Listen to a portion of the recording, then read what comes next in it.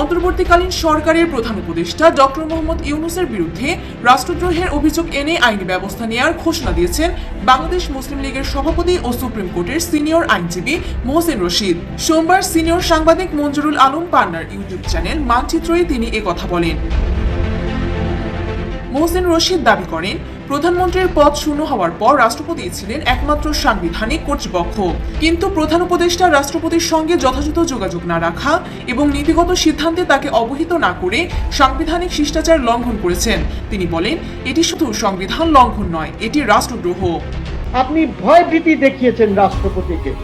You put him under tremendous pressure, mental প্রেসারে আপনি রাষ্ট্রপতিকে রেখেছেন। আপনি যা পাঠিয়েছেন রাষ্ট্রপতি সই করে দিয়েছেন।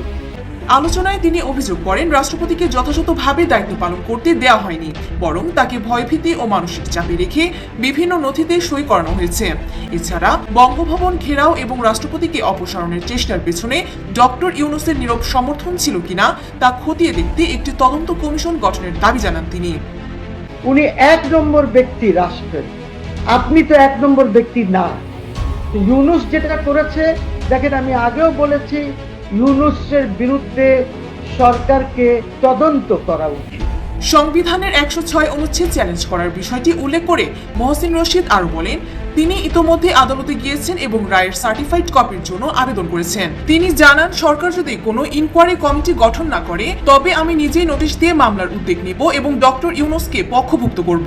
ভবিষ্যতে যেন কোনো অসাংবিধানিক সরকার ক্ষমতায় আসতে না পারে, সেজন্য তিনি এই আইনি লড়াই চালিয়ে যাওয়ার কথা বলেছেন।